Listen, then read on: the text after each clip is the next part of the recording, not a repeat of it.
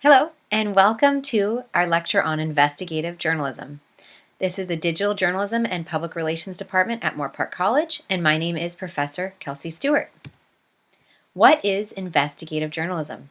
Investigative journalism means the unveiling of matters that are concealed, either deliberately by someone in a position of power or accidentally behind a chaotic mass of facts and circumstances. Our source is UNESCO, which is the United Nations educational, scientific, and cultural organization that seeks to build peace through international cooperation in education and the sciences culture.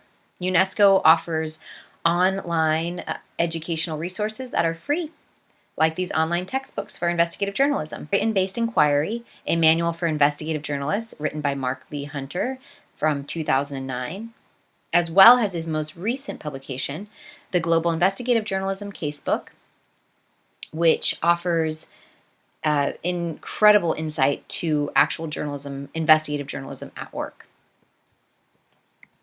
There's two founding homes for UNESCO investigative journalism, and that's the Global Investigative Journalism Network, as well as the Arab Reporters for Investigative Journalism. The Global Investigative Journalism Network was founded in 2003 when more than 300 journalists from around the world gathered for the second Investigative Journalism Conference in Copenhagen. Since then, it has grown to almost 200 member organizations in almost 80 countries. The Global Investigative Journalism Network is an international association of journalism organizations that support the training and sharing of information among investigative and data journalists, with a special attention to those from repressive regimes and marginalized communities. They have an incredible incredible network on their homepage with very interesting articles that you guys should check out. The Arab Reporters for Investigative Journalism. Make sure you select English up in the top right, if that works. The Arab Reporters for Investigative Journalism is the first and leading media organization in the MENA region dedicated to promoting the practice of investigative journalism in Arab newsrooms. It was founded in 2005 with the aim of supporting independent, quality professional journalism, as well as funding in-depth journalism projects. Why should the media investigate? Nearly half a century after Watergate, the defining moment of the history of the genre of investigative journalism, and we are still working hard to do it. Investigative journalism exposes through systematic and thorough research, and it requires using both secret and open sources of documents. Investigative reporting depends on material gathered or generated through the reporter's own initiative. Today, conventional news reporting depends largely and sometimes entirely on materials provided by others, such as police, corporations, governments. It is primarily reactive, if not passive or controlled. Investigative reporting uses objectively true material, that is, facts that any reasonable observer would agree are true, toward the subjective goal of reforming the world. Hunter further clarified that it is a responsibility to learn the truth so that the world can change. Conventional coverage versus investigative. Conventional coverage answers who, what, when, where, and how. Investigated focuses on why. Again, Hunter notes, the other elements are developed not only in terms of quantity, but also in quality. The who is not just a name and a title. It is a personality with character traits and style. The when is not the present of the news. It is a historical continuum, a narrative. The what is not merely an event, but a phenomenon with causes and consequences.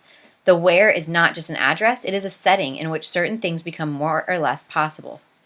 These elements and details give investigative journalism, at its best, a powerful aesthetic quality that reinforces its emotional impact. Conventional journalism versus investigative journalism.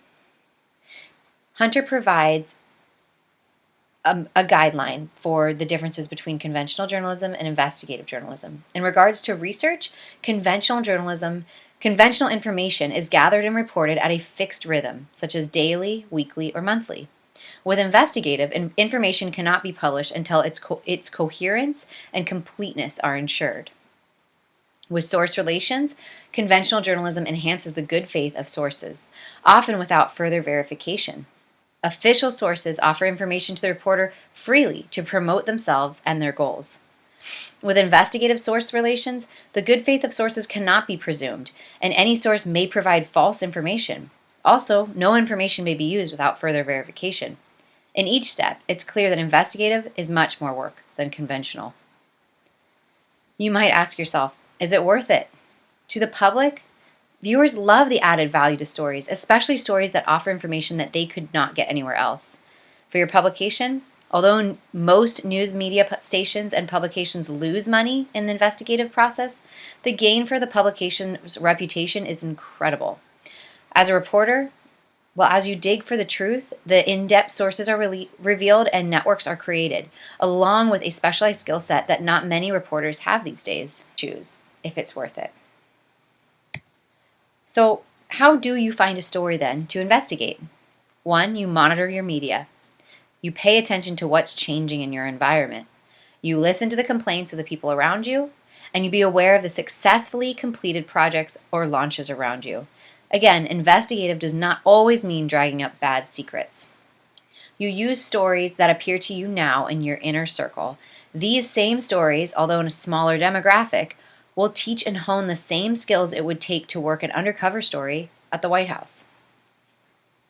Remember to follow your passion. Think of the broken leg syndrome, the idea that until we break our leg, we don't realize how many people limp.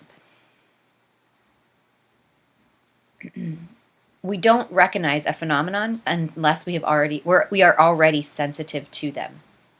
Allow your passions to sensitize you to stories that no one else is taking seriously. So make sure that the story focus is something that drives you. If it doesn't, the investigation will be endless. What is the purpose of the intense coverage? Why are you choosing this story? Will its unveiling save innocent lives? How much will the accused be affected by this publication? How many people total are affected? What is the size of the beast is a question we often ask in the newsroom. Is it worth the work? Hunter also applies this thought process to investigative.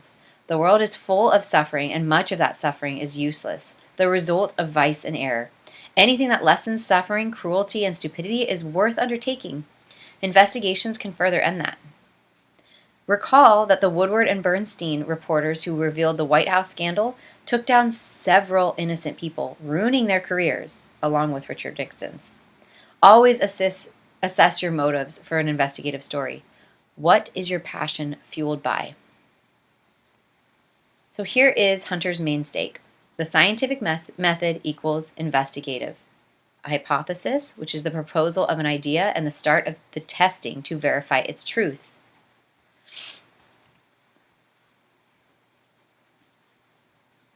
Think, I want to investigate corruption. How is that for a story angle? What is missing? Well, everything.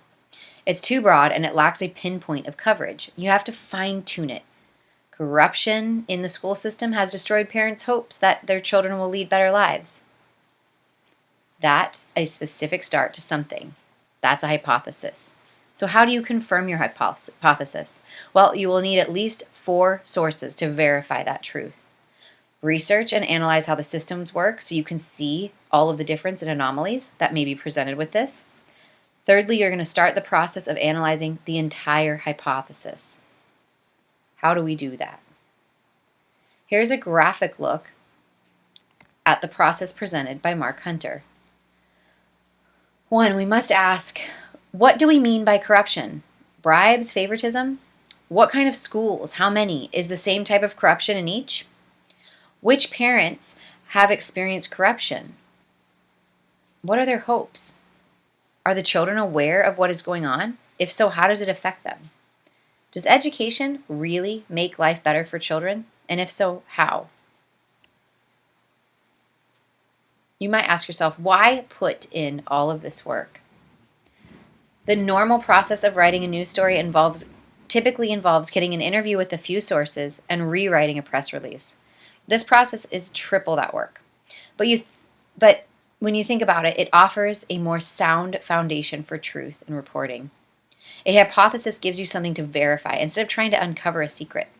A hypothesis enables you to confirm something with a source rather than to advance information. So you already have the information and then are challenging them whether or not to lie. A hypothesis increases your chances of discovering secrets. Secrets are more often than not facts that no one thinks to clarify. A hypothesis makes it easier to manage your project. The steps start to become clearer and you can start to see what time this project or investigation will turn into. A hypothesis are a tool that you can use again and again. Think, practice makes perfect. Lastly, a hypothesis virtually guarantees that you will deliver a story and not just a mass of data.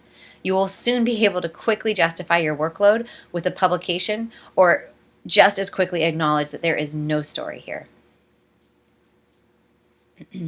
Because a hypothesis that is proven is a story. It's structured to succeed, which makes sure that you don't include more than 3 sentences in your hypothesis.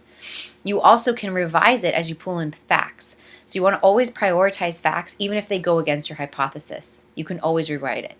Be precise in your research and never assume facts are true. Double check everything. Today's investigative journalist. A recent article in the Global Investigative Journalism Network called What Investigative Journalism Will Look Like in 2020 reveals interviews with leading worldwide editors. One editor, Jennifer Lawrence from American University, noted, "While we are seeing exciting developments for using technology, we also will need to be covering how others employ it. Researchers, legislators, and entire newsrooms are focusing on algorithmic accountability to study how tech companies are using data in ways that can be biased or harm people in other ways. More of us will need to understand algorithmic accountability as everyone from our local police departments to social media companies use data to do business." Lawrence references The Markup. The Markup is a nonprofit newsroom that investigates how powerful institutions are using technology to change our society. They are a new kind of media organization, primarily in data journalism, staffed with an unparalleled roster of quantitative journalists who pursue meaningful and data-driven investigations. Their current article or project, Who Gets a Coronavirus Test? We're asking every state for its algorithm. Make the most of your hypothesis. To make your hypothesis effective, reporters should be imaginative. Acknowledge that as investigative journalists, you are not just reporting on the news, you are revealing a new angle. So coverage is not the focus, but actually making news itself with the result of your research. Be very precise. Make sure your research covers everything. Go into detail and highlight every angle. In the corruptions of schools, pinpoint what type of schools, what type of student demographic is effective. What type of school officials are actually instigating the corruption? Dig deeper. Thirdly, use your experience. You have a story and a background. Find an angle that you know a lot about and use that experience to back it up. Lastly, be objective. Accept the reality of what the facts prove and acknowledge that your hypothesis could be wrong and prepare to honor that in your research as you rewrite it. And lastly, we remain objective throughout the process, but we use our subjectivity as an incentive to remain neutral toward the evidence and to incite us to take all evidence into account. In conclusion, investigative journalism is a type of thorough reporting we should ideally be applying towards every story. Mark Hunter outlined his hypothesis, theory of application in the first chapter of Story-Based Inquiry and Manual for Investigative Journalists. This is an extensive process, but results are the top execution of reporting for the greater good. Thank you for tuning in, and I'll see you next week.